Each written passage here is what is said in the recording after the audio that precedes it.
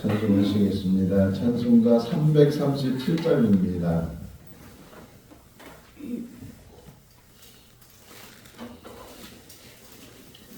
찬송가 337장.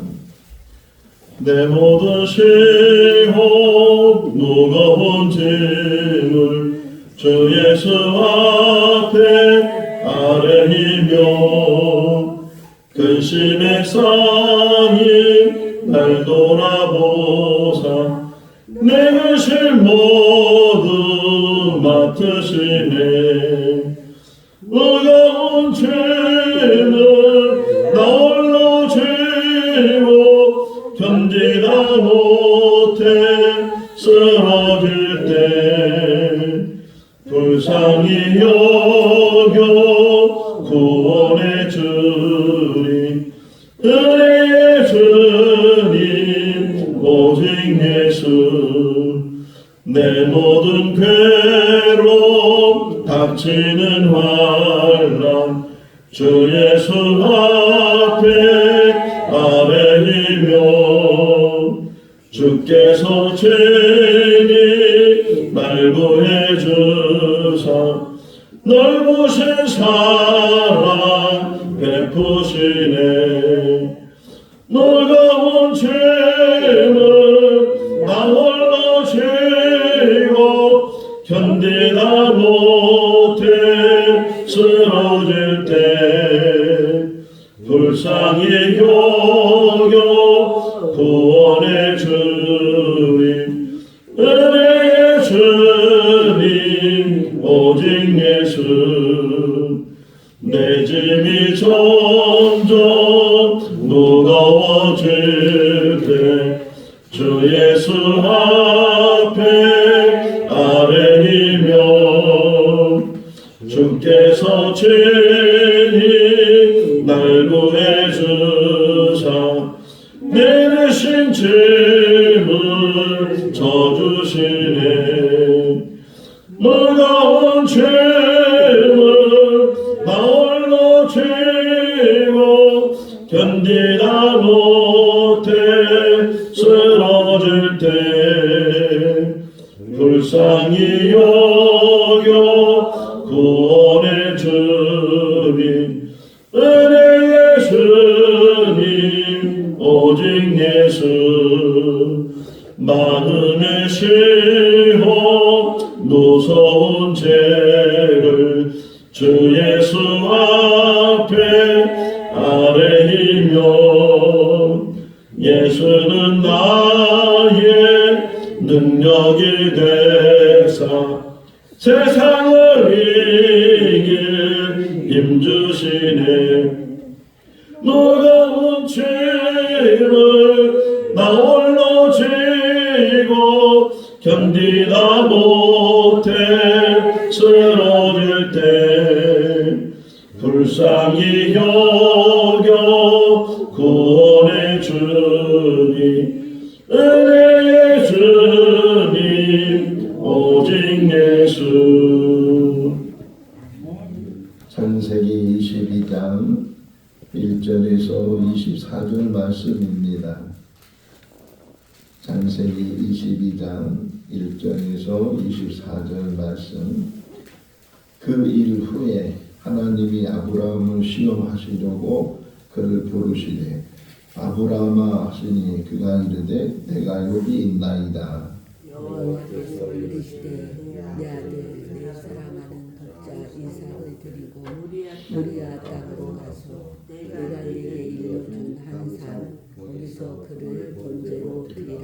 아브라함이 아침에 일찍이 일어나 나귀의 한 장을 지우고 두 종과 그의 아들 이삭을 데리고 본지에 쓸 나무를 쪼개어 가지고 떠나 하나님이 자기에게 일러 주신 곳으로 가더니 제3일에 아브라함이 눈을 들어 그곳을 멀리 바라보니 이에 아브라함이 종들에게 이르되 너희는 나귀와 함께 여기서 기다리라. 내가 아이와 함께 저기 가서 예배하고 우리가 너희에게로 돌아오리라 하고 아브라함이 번제 나무를 가져다가 그의 아들 이삭에게 지우고 자기는 불과 칼을 손에 들고 두 사람이 동행하더니 이삭이 그 아버지 아브라함에게 말하여 이르되 내 아버지여 하니 그가 이르되 내 아들아 내가 여기 있노라. 이삭이 이르되 불과 나무는 있거니와 번제할 어린 양은 어디 있나이까.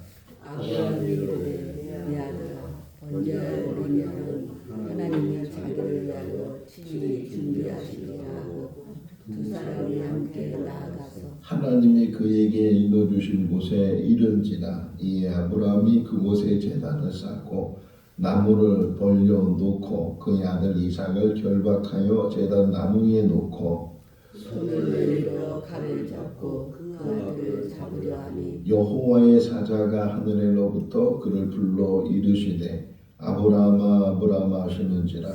아브라함이 이르되 내가 여기 있나이다 하매 사자가 이르시되 그 아이에게 내 손을 대지 마라. 그에게 아무 일도 하지 마라. 내가 내 아들 내 독자까지도 내게 아끼지 아니하였으니 내가 이제야 내가 하나님을 경외하는 줄을 아노라. 아브라함이 눈을 들어 살펴본즉 한 순양이 뒤에 있는데 뿔이 수풀에 걸려 있는지라. 아브라함이 가서 그 수양을 가져다가 아들을 대신하여 번제로 드렸더라. 아브라함이 그 땅 이름을 여호와 이레하였으므로 오늘날까지 사람들이 이르기를 여호와의 산에서 준비되리라 하더라.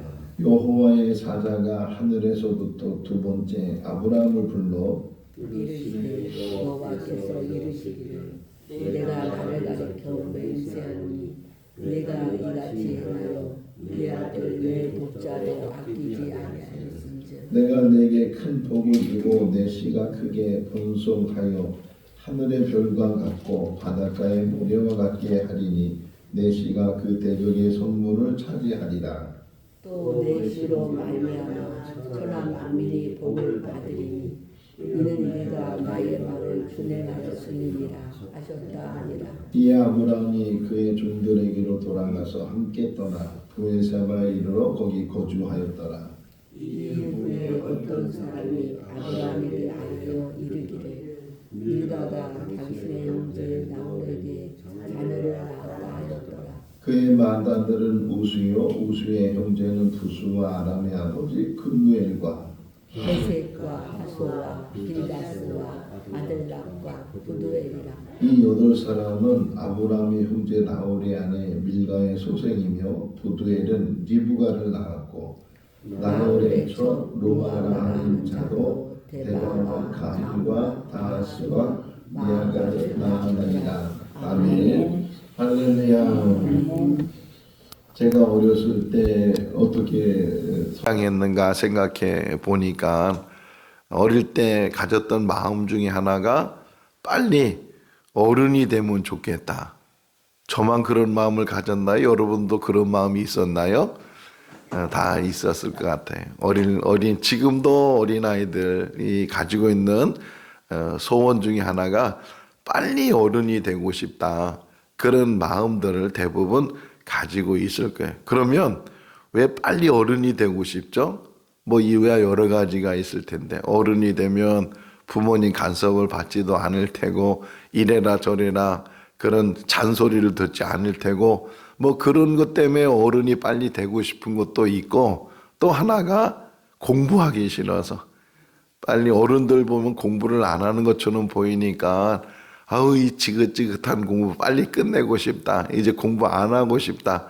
그냥 공부만 하면 좋은데 공부한 걸 또 시험을 보니까 이 시험 보는 게 얼마나 싫은지 빨리 어른이 되면 시험을 안 볼 거다. 근데 이게 어린아이들의 착각이잖아요.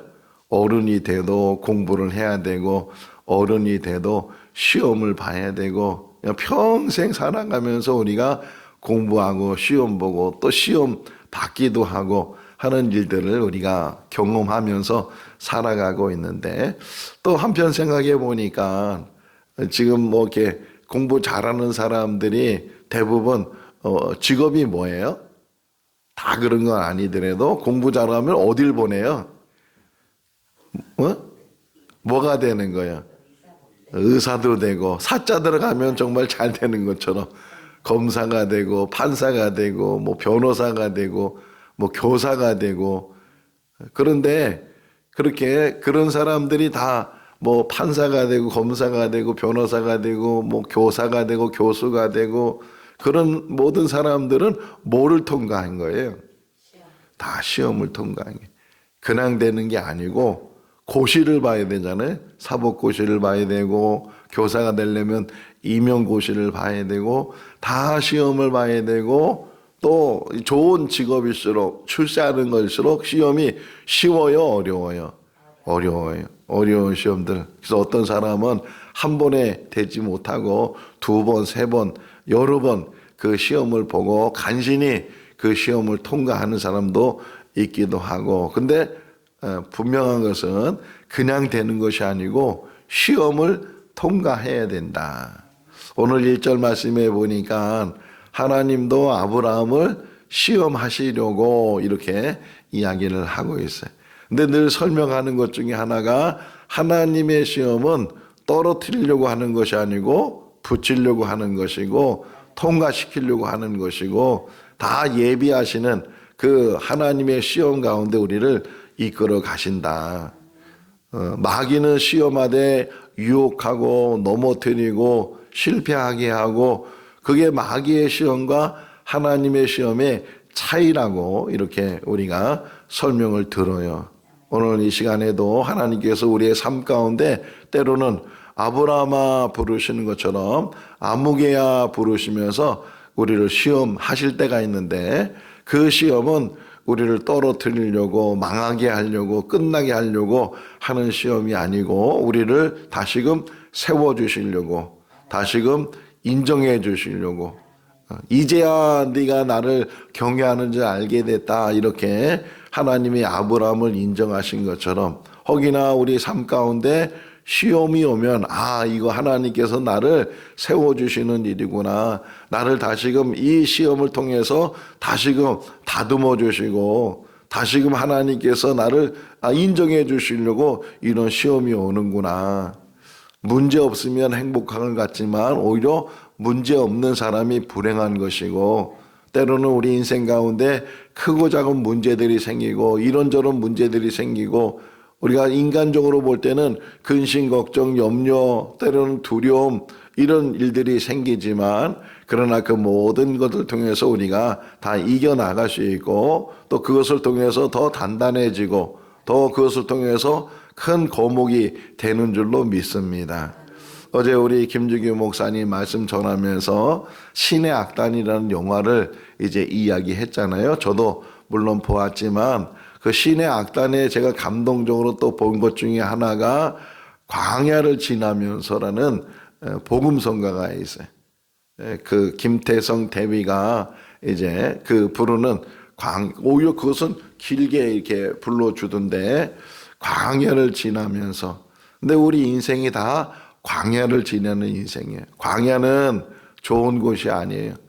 그냥 자기 혼자 마음대로 하고 싶은 대로 다 할 수 있는 곳이 아니고 척박한 땅이고 물도 없고 양식도 없고 어떻게 살아야 될지 모르는 또 광야에 나가면 동서남북도 잘 이게 방향을 잡지 못해서 어디로 가야 될지 무슨 일을 해야 될지 아무것도 할 수 없는 그러한 장소가 광야인데 근데 인생들은 다 그 광야를 지난다는 게 그런데 이스라엘 백성을 통해서 우리에게 보여주신 것은 광야라 할지라도 할렐루야 광야라 할지라도 그곳에 누가 계시면 하나님이 계시면 하나님께서 보호해 주시고 인도해 주시고 또 그들에게 구름기둥 불기둥으로 보여주셨다는 게 내가 너희와 함께한다. 또 성막을 짓고 그 성막을 통해서 만나 주시고 또 문제가 생기는 문제를 해결해 주시고 또 범죄하면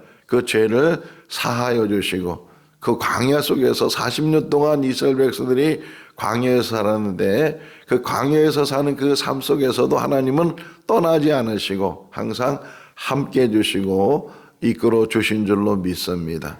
양식이 떨어지니까 만나를 주시고 물이 떨어지니까 반석에서 물을 주시고 고기가 먹고 싶다고 하니까 메추라기를 주시고 그분이 누구시라고요? 하나님이시다. 우리 인생 가운데서도 우리가 없는 것처럼 보이지만 이제 아무것도 할 수 없는 것처럼 보이지만 그러나 오히려 그것이 하나님이 시작하는 때고 하나님이 함께 하시는 때인 줄로 믿습니다. 어떤 상황에서도 염려하지 말고 걱정하지 말고 두려워하지 말고 하나님을 바라보고 오히려 하나님께서 시험하실 때 이 시험을 잘 이겨나가는 우리가 될 수 있기를 바랍니다.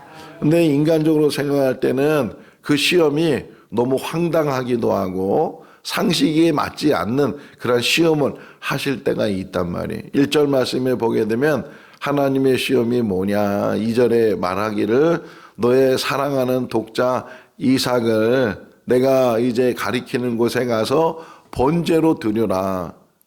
너무 황당하잖아요. 아니 이 아들을 주셨는데 그것도 100세의 아들을 주셨으니까 얼마나 귀하겠어요. 애지중지 이렇게 막 키우고 이제 청소년이 돼서 이제 내 씨가 이제 있었구나.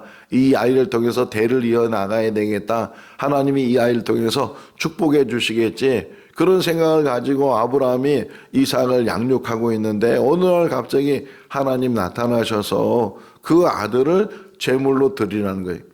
뭐 아들이 여러 명이면 혹 하나 데려가신다고 해도 또 다른 아들들이 있으니까 그래 이 아들이 아닌가 보다 이렇게 생각할 수 있지만 독자라 그러잖아요. 2절에 보면 분명하게 독자는 뭐예요? 하나밖에 없는 아들이란 말이에요. 물론 이스마엘이 있었지만 이스마엘은 내쫓아버리고 이제 다른 곳으로 가버리고 오직 이 이삭 하나만 있는데 그것 하나까지도 아니 너무하시지 하나님이. 그거 하나인데 그것도 내가 애지중지 가장 소중하게 생각하는 그 아들인데 근데 그 아들을 제물로 바치라 이렇게 말씀하시니까 이건 믿을 수도 없고 또 정말 이것을 순종하자니 정말 이거에 순종할 수 있는 그런 상황이 아닌 것 같기도 하고 얼마나 고민이 많이 됐겠어요. 자, 이 말을 들은 아브라함이 그 새벽에 일찍 일어나서 떠났다고 하는데 밤새도록 잠이 왔을까요? 안 왔을까요? 이리 뒤척 저리 뒤척 이런 근심 저런 근심 내가 정말 하나님의 말씀을 순종해야 되는지 내가 잘못 들은 거 아닌지 뭐 이런 여러 별의별 생각들을 하면서 밤을 샜을 텐데 우리 인생 속에서도 정말 상식에 맞지 않는 일들이 일어나게 되고 마음을 불편하게 하는 일들이 일어나게 되고 이런 일들 저런 일들이 일어나게 되고 그런데도 중요한 게 있어요. 그런 상황 속에서도 말씀을 붙들고 살아야 된다. 오직 이해가 안 된다 할지라도 여기 보시면 아브라함이 종 둘을 데리고 나귀에 이제 짐을 싣고 또 이삭을 데리고 떠나는 장면이 나와요. 아침 일찍 일어나서 그래서 이 일을 사라한테 상의했으면 사라가 허락했을까요? 안 했을까요? 그러니까 상의도 못하고 혼자 고민하다가 결심한 것은 그래 뭐라고 해? 세상 사람들이 얘기할 때 문판 무슨 판? 무슨 판? 2판? 4판이다. 그런 생각이 혹이나 들었을지도 모르는데 어쨌든 아브라함이 결심하는 것은 말씀대로 살자. 할렐루야. 2026년도 한 해를 살아가면서 말씀대로 살자. 이거를 꼭 붙들고 살아가는 우리 될 수 있기를 바랍니다. 이해가 안 돼도 상식에 맞지 않는다 할지라도 그래도 하나님은 더 좋은 것을 주시는 분이시고 하나님은 예비하시는 분이시고 문제를 주시지만 그 문제를 해결하시는 분이 하나님이신 줄로 믿습니다. 말씀을 붙들고 말씀대로 가면 처음에는 이해도 안 되고 왜 이런 일을 하시는가 라는 것을 우리가 의심을 갖기도 하고 그러지만 그 말씀을 붙들고 가다 보면 나중에 가서는 아하 할렐루야 아하 그래서 하나님께서 이렇게 하셨구나 하는 것을 우리가 깨닫게 되는 줄로 믿습니다. 근데 그 말씀을 붙들고 하지 못하고 이건 아니야 내 생각에는 내 판단에는 이거는 있을 수가 없는 일이야 뭐 하나님이라고 해서 이런 일을 시켜 그래서 불순종하고 하나님 말씀을 거역하고 그러면 자기 뜻대로 잘 이루어지는 것 같은데 그러나 결과적으로 보게 되면 아이코 하나님 말씀대로 살을 걸 하는 후회를 하게 된다는 거예요. 지금은 이해가 안 돼도. 그래서 이런 설명을 해요.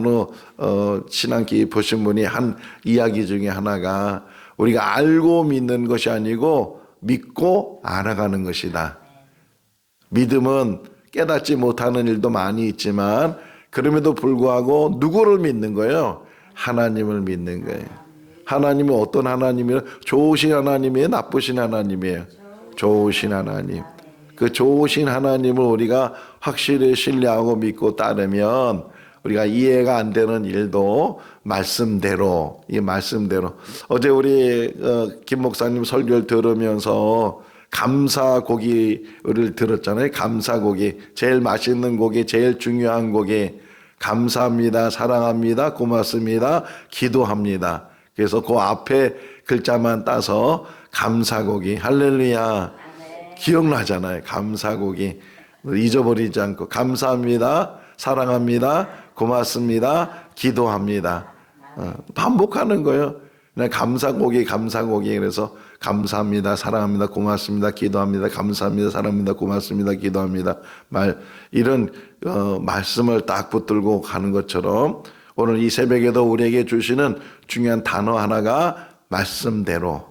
이해가 안 돼도 상식에 맞지 않아도 아니 이걸 다 뺏어간다고, 내 가장 소중한 것을 뺏어간다고 이렇게 의구심을 갖거나 불신하거나 하나님에 대해서 저항하거나 그런 것이 아니고 그냥 묵묵히 말씀을 붙들고 이제 근데 또 모리아 산까지 가는데 며칠이 걸렸다고요? 3일이 걸려요. 3일.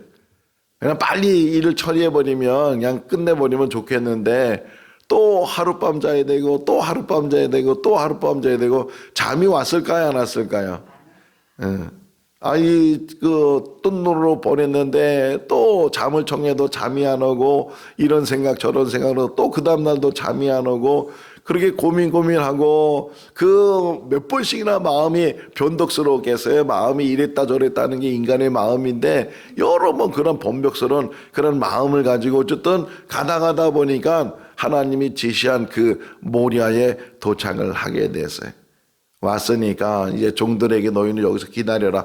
중요한 단어가 하나 나오더라고요. 5절에 보게 되면 아브라함이 종들에게 말하면서 우리가 저기 가서 뭐 하러 온다고요? 뭐 하고 온다고? 뭐 하고 온다? 예배라는 단어가 예배. 할렐루야. 예배는 단어가 톡 튀어나왔어요. 제사 드리는 거죠. 제사 드리는데 내가 예배하고 오겠다.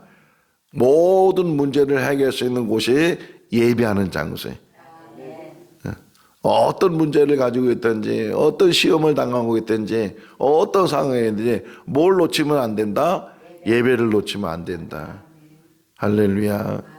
이 새벽에 나오는 게 얼마나 귀한 일인지 몰라요. 육신적으로 피곤하기도 하고 졸리기도 하고 잠도 제대로 못 자고 깨워서 새벽에 나오지만 근데 제 경험으로 보면 이게 목사가 돼서 어쩔 수 없이 저는 나오는 상황이고 여러분은 자원에서 나오는 차이인데 근데 제가 참 감사한 거는 목사를 세워준 게 참 은혜다. 만약 목사가 안 됐으면 저는 새벽에 안 나왔을 것 같아요. 또 잠을 더 많이 자고 그랬을 텐데 하나님의 강제로 저를 새벽을 깨우게 하시고 그래서 이게 수십 년 동안 새벽잠을 쌓았는데 지금에 와서 생각해 보니까요. 저에게 건강의 복을 새벽에 주셨고 또 이 귀한 시간을 통해서 하나님과 교제하고 하루하루를 믿음 안에 살 수 있도록 새벽을 깨우게 해주셨다. 새벽자단이 얼마나 귀한지 몰라요. 새벽자단에 많은 간증들이 있잖아요. 우리들도 이 새벽자단을 귀하게 여기고 참 마음 다짐하고 결심하고 또 우리 김은숙 권사님, 명명호 집사님 또 이렇게 재단을 지키고 다시금 다짐하고 그런 결심이 끊임없이 이어질 수 있기를 바랍니다. 몇 번 하다가 아유 이제 그만해야지 추운데 힘든데 졸린데 잠을 늦게 자는데 자꾸만 사단은요 우리를 유혹하고 우리를 미혹하고 못하게 하도록 안 하게 하도록 방해하는 일들이 얼마나 많은지 몰라요. 근데 어느 정도 습관만 붙이면 자동으로 저는 알람을 이렇게 켜놓지만 오늘도 눈을 뜨면 그 시간에 알람 듣기 전에 또 알람 소리 들으면 우리 안에 깰까봐 얼른 일어나서 또 제 방으로 가서 말씀 묵상하고 또 준비하고 이렇게 내려와서 하나님 말씀을 전하는데 예배가 얼마나 중요한가. 지금 아브라함이 얼떨결에 말한 일들이 많아. 근데 얼떨결에 말한 그 말 중에서 내가 하나님께 예배하러 갔다 오겠다. 그러면서 이제 떠나왔어요. 이제 아들한테는 나무짐을 지게 하고 자기는 불과 칼을 들고 이제 올라가니까 이삭이 가다가 궁금해서 아버지 부르니까 내가 여기 있다. 그러니까 그 이삭이 하는 얘기가 아버지 여기 불과 이제 나무는 있는데 그런데 번제할 제물은 어디 있습니까? 너무 놀란 거예요. 아니 그것 때문에 지금 고민하고 자기 아들을 제물로 바쳐야 돼. 번제물이 돼야 되는데 그것 때문에 지금 큰 마음에 무거운 짐을 지고 그래서 찬송가 337장을 불러 무거운 짐을 나홀로 지고 견디다 못해 쓰러질 때 그 가사가 나오는데 어쨌든 그렇게 지금 무거운 짐을 자기 마음에 지고도 지금 아들은 나무 짐을 졌지만 자기는 더 무거운 짐을 마음에 지고 올라가고 있는데 종곡을 찌른다 그러잖아요. 종곡을 찌르면서 아버지 번제할 제물이 어디 있습니까? 이렇게 물으니까 야 아브라함이 얼떨결에 생각도 못하고 얼떨결에 그 질문을 받을 생각을 못했는데 그런 질문하니까 그가 대답하기를 하나님이 준비하셨다. 하나님이 준비하셨다. 우리가 거기만 한번 읽어볼까요? 8절 말씀. 아브라함이 이르되 내 아들아 번제할 어린 양은 하나님이 자기를 위하여 친히 준비하시리라 하고 두 사람이 함께 나아가서 이거 아브라함이 알고 말한 거예요? 모르고 말한 거예요? 응? 모르고 말한 거잖아요. 모르고 말하고 정말 하나님이 준비하셨는데 안 준비하셨는데 어떻게 만약 그렇게 하나님이 준비하셨다는 것을 알았으면 그러면 아들 이삭으로 번제를 바치는 것이 수월했을 것이고 마음에 무거운 짐도 없을 것이고 하나님 우리 아들 안 죽일 거야. 하나님이 다른 제물을 준비했을 거야. 뭐 이래 가지고서 올라갔다면 이렇게 지금 큰 무거운 짐을 가지는 않았을 거예요. 그러니까 모르는 상황인데 얼떨결에 지금 아들이 물어보니까 그냥 얼버무리면서 하는 얘기가 하나님이 자기를 위해서 준비하셨어. 그러고서 이제 올라갔어요. 그런데 가보니까 준비된 게 없단 말이에요. 제단을 쌓고 나무를 쌓고 그런데 뭐라고 표현했어요? 아들 이삭을 결박하고 하나님이 준비했다고 말했지만 실상 거짓말한 것이고 지금 자기 아들을 제물로 바쳐야 되는 그런 상황 속에서 아들을 결박하고 마지못해서 어떻게 지금 그 마음이 얼마나 무겁겠어요. 자기가 대신 죽으면 죽었지 어떻게 이 아들을 죽일 수 있겠는가 뭐 그런 고민과 염려가 있었는데 어쨌든 하나님 말씀 안에서 칼을 들고 아들을 치려고 했을 때 그때 다급하게 여러분 1절하고요 그리고 11절하고 비교가 됐는데 오늘 여기에 묵상이 된다고요. 1절에서는요 아브라함아 이렇게 불러요. 아브라함아 한번 아브라함아 그러니까 아브라함이 네 제가 여기 있습니다. 근데 11절에서는 아브라함아 이 부르는 차이가 나. 1절에서는 아브라함아 이게 시험에 통과하는 거예요. 하나님도 다급해지시고 하나님도 막으시고 내 뜻은 그게 아니야. 오직 너의 마음을 보았고 너의 중심을 보았고 너의 믿음을 보았고 너의 순종을 보았어. 너의 아들을 죽이려고 하는 것이 아니고 너를 시험한 거야. 하나님은 빼앗아 가시는 분이 아니고 덧붙여 주시는 분이에요. 뺏기는 것 같고 다 잃어버리는 것 같고 이제 망한 것 같고 그런 상황이라 할지라도 하나님의 계획은 우리를 망하게 하시는 것이 아니고 흥하게 하시는 것이고 실패하게 하시는 것이 아니고 성공하게 하시는 거예요. 아브라함아 그러니까 또 똑같이 네 제가 여기 있습니다. 네 아들을 죽이지 마라. 이제야 우리 12절 한번 같이 읽을까요? 사자가 이르되 그 아이에게 내 손을 대지 말라. 그에게 아무 일도 하지 말라. 내가 내 아들 내 독자까지도 내게 아끼지 아니하였으니 내가 이제야 내가 하나님을 경외하는 줄을 알았노라. 할렐루야. 하나님께서 시험하실 때 이제야 요 말을 듣는 우리들이 될 수 있기를 바랍니다. 이제야 네가 정말 믿음대로 사는 줄 알았어. 이제야 어떤 상황에서 흔들리지 않고 네가 나만 의지하고 나만 격려하고 나만 붙들고 사는 줄 알았어. 인정해 주는 거예요. 이제야. 목사가 되니까요, 벌써 오래됐잖아요. 그런데도 흔들리고, 그런데도 인간적인 마음들을 가지고 있고, 언제 사람 되겠는가, 언제 목사다운 목사가 되겠는가. 제가 생각해 보니까 저 같은 경우는 죽을 때까지도 안 될 것 같다. 자격입니다. 근데 지금 아브라함도 가나안 땅에 들어가자마자 이런 시험이 온 게 아니고 수십 년이 지난 다음에, 이제 정말 내가 살만하고 이제 아들도 생겼고 뭐 이런 상황에서 아브라함에게 갑자기 시험이 왔단 말이에요.